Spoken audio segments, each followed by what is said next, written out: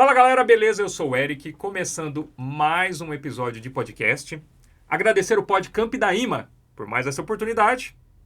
E hoje, novamente aqui comigo, está Pedro Valiati. Pedro, seja bem-vindo novamente. Eu que agradeço o novo convite. Semana passada falamos sobre o legado de Allan Kardec. Hoje, o legado de Chico Xavier. E aí, Pedro? O que é que nós podemos falar sobre essa personalidade, esse ser que passou aqui nesse mundo? Quem foi Chico Xavier?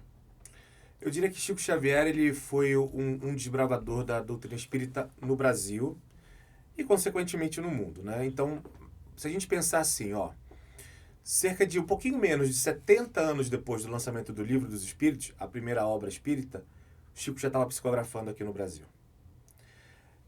E a gente tem algumas particularidades. Começou muito novo, 17 anos. Teve o seu mandato mediúnico finalizado aos 92 anos. Mais de 450 livros escritos, traduzidos para dezenas de países. Então, o que a gente tem hoje é, o que você falou muito bem, é um legado.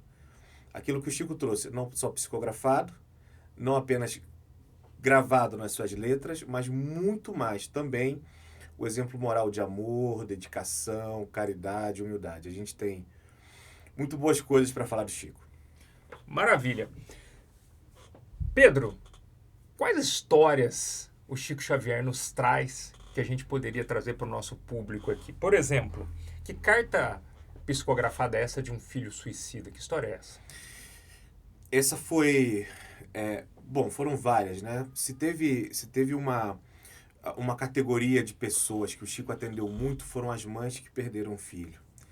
Porque ele entendia ali como o sofrimento máximo de uma pessoa é a perda de um filho. Então, várias eram as mães que chegavam desesperadas para saber do filho. E ele nunca deixou de atender. Jamais. E ele sempre dava a mesma mensagem. O seu filho está vivo. Seja por suicídio, seja por qualquer outra causa. Então, ele sempre tinha esse amor, essa empatia e essa forma de passar a mensagem e de falar para a mãe, olha, seu filho não morreu, não. Ele não está mais fisicamente presente com você. Ele está numa outra frequência, mas ele te ouve. Ele sente o teu amor. Ele se entristece com as tuas lágrimas. E, acima de tudo, ele quer que você continue. Porque, Eric, um fenômeno que a gente vê em perdas, nessas grandes perdas, né?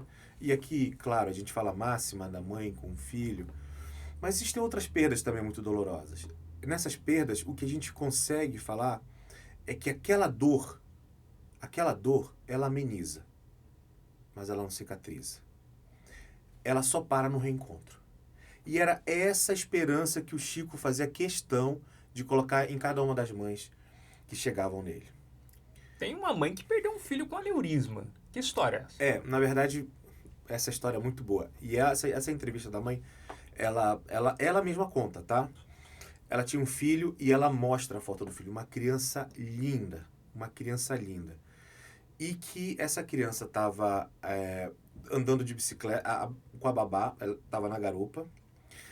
E a criança desequilibrou, bateu a cabeça e morreu. Essa mãe, preciso dizer como essa mãe ficou, né? E essa mãe, de pais espíritas, ela era espírita também, e ela ficou um pouco reticente em visitar o Chico, mas acabou indo. Quando ela se aproximou do Chico, ela não falou nada. O Chico veio e falou assim, você já perdoou a babá? Você já perdoou a babá? E ela fala assim, dizer que perdoei é difícil. Pois você deveria. Essa moça te fez um favor. O seu filho utilizou a inteligência de forma equivocada em outras vidas. E por isso ele veio com um aneurisma que ia estourar cedo ou tarde. Você jamais se perdoaria se você deixasse ele ter caído no chão. Se ele caísse dos teus braços. Você não deve só perdoar, você deve agradecer a ela. Então, quando ele expõe a perspectiva do Espírito, é que a gente vê na obra de Deus, isso ele sempre deixa muito claro, a bondade acompanhada da justiça.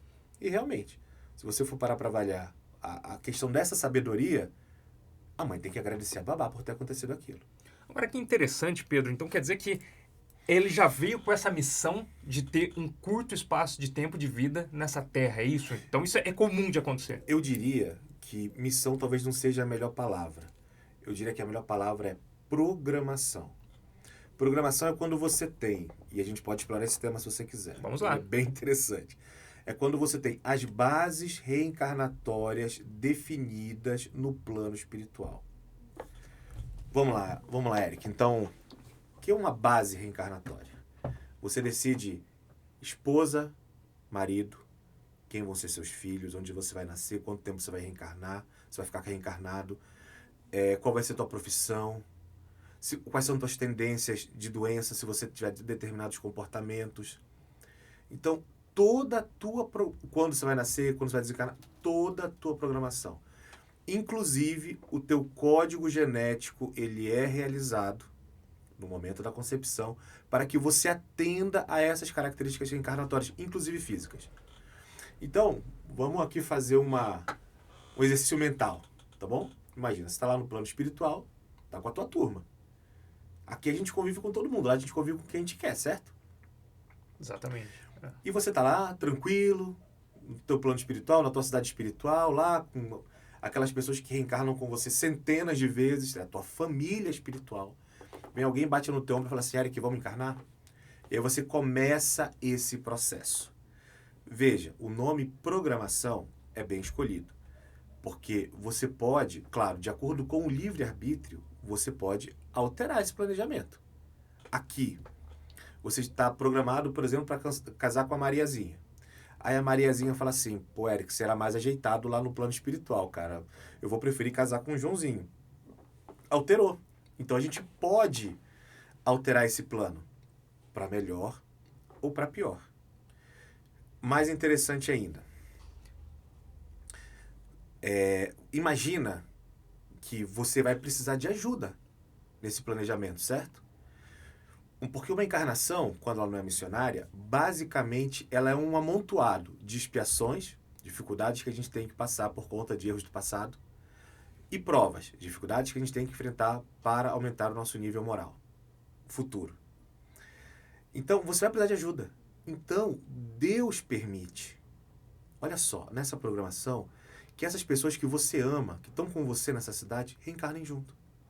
É uma mãe, é um pai, é um irmão, é um amigo, é um primo. Então, essas pessoas são muito fáceis de reconhecer.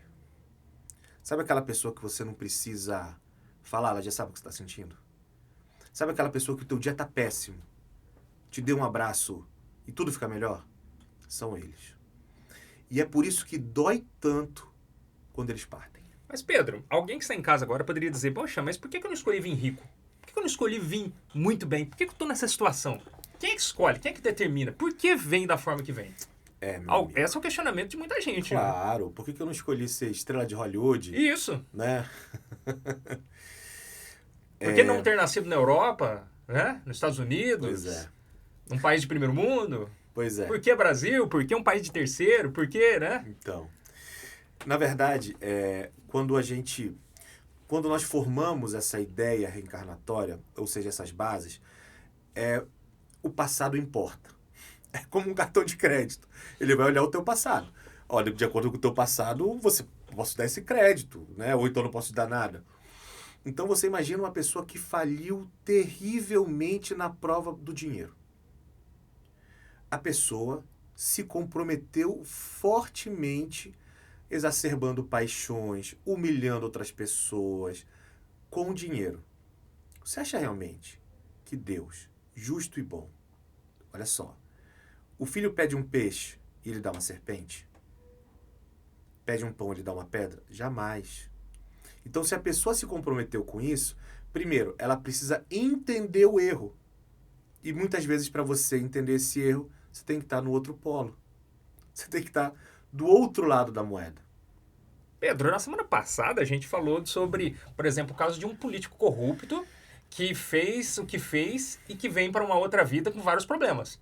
Se encaixa dentro disso que você está falando, então. Cara, a liderança pública, líder público, tá bom? Não estou falando só de político, estou falando de líder público. Pode ser várias outras áreas. Exato. Né? Um líder público que não age com a honra do cargo, ele é considerado no plano espiritual como crime contra a coletividade. Funciona assim. Imagina que eu sou um vereador responsável e eu consegui aprovar um projeto para vereador, um cargo pequeno, certo? Para asfaltar uma rua. Só que aí eu consegui aprovar 4 vezes o valor do serviço, aquela construtora que vai fazer um serviço à minha boca, fica um buraco. Vem um pai de família, 3 filhos, esposa, de noite, cansado do trabalho, cai com um buraco na moto, morre. Você quer saber a extensão dos teus erros? Soma as aflições, os prejuízos e as dores que você causou a todo mundo. Nesse caso, a morte desse cara e todo o prejuízo, toda a dor de todo mundo, foi para conta dele. Imagina quem desvia dinheiro de hospital. E pessoas morrem na fila. Então fica difícil para um cidadão desse querer vir para essa vida numa vida maravilhosa, né? Ele tem muito a... Então, olha só. Aí acho que entra no tema karma, de repente. Karma não é uma palavra que Kardec trouxe. Ela é um termo usado no sânscrito. Mas que se a gente for traduzir para a doutrina espírita, se a gente for traduzir... E aí? É como se você tivesse uma balança e você colocasse no saco tudo que você fez de bom e tudo que você fez de mal. Se essa balança pender para o bem, a diferença entre o que você fez de bom e de mal, ou seja, a diferença de uma plataforma da balança para outra, é o teu karma, que pode ser positivo ou pode ser negativo. Então, da visão espírita, karma é isso. Mas, de novo, não é uma palavra espírita. É aquele tá? crédito que você estava falando Ou agora débito. Ou débito, dependendo do caso. Ou débito, né? Vou dar crédito ou a falta dele, né? Vou dar um spoiler. A grande maioria de nós é débito. É débito. E o caso do político, cara, é um caso tão específico que, claro, ele passa por todo o processo. Livro Céu e Inferno, Código Penal da Vida Futura, quem tiver curiosidade, adora esse capítulo, é super interessante. Onde ele passa por todo o processo de arrependimento, expiação, mas é um crime tão grave que na grande maioria das vezes ele só consegue ressarcir, que é o terceiro passo, voltando ao cargo público. E aí se ele falha de novo? Entendi. É muito difícil. É um desafio, né? Pra turma que queria ser político, reavalia. Dentro desse legado, Pedro, desse legado de Chico Xavier, nós não poderíamos deixar de falar sobre psicografia. Hoje em dia, a gente vê até em tribunais, né, cartas psicografadas sendo utilizadas e absolvendo pessoas. Sim. Agora, eu gostaria primeiro que você me explicasse para nós, né, o que é uma carta psicografada e como que é possível uma carta psicografada ser usada num tribunal. E aí, como é que funciona isso? Acho que você está falando do caso do Senhor Domingos, de 1976, do caso onde eram 2 amigos brincando com uma arma de fogo, um de 15, um de 18, aquele de 18 disparou acidentalmente, matou o amigo dele de 15 anos, e ele ia ser condenado por homicídio doloso, ou seja, né, a pessoa tinha a intenção de fazer o assassinato e de fato assassinou. E essa carta psicografada do amigo desencarnado foi aceita como prova judicial e a pessoa não foi condenada por homicídio doloso. Então, isso daí esse caso é bastante conhecido, o pessoal que quiser pesquisar, né? Pesquisar, isso daí encontra-se muito fácil. Em 1976, o caso do Senhor Domingos, né? Dessa carta que serviu como prova. Mas o que é psicografia? Vamos lá. A psicografia é um dos tipos mediúnicos. Então, por exemplo, você tem a psicografia, que é quando o espírito se manifesta através da escrita. Você tem a psicofonia, quando o espírito se manifesta através do seu aparelho fonativo. Muita gente chama de incorporação, né? É impreciso. Essa condição ela é imprecisa. Porque o espírito não toma posse do corpo. Você empresta seu aparelho fonativo. Vou colocar de uma forma didática. Existem outras faculdades mediúnicas. Aí você tem a vidência, enfim, você tem uma infinidade, né? No caso da psicografia em si, o do Chico, ele além de psicografar, ele tinha o que a gente chama de psicografia inconsciente. É quando essa influência é muito maior do espírito, é quase que ou automática. Não que o encarnado não consiga impor algum filtro, consegue, mas é uma manifestação muito mais ostensiva no sentido do espírito ele ter um controle maior. É por isso que o Chico às vezes psicografava com 2 mãos.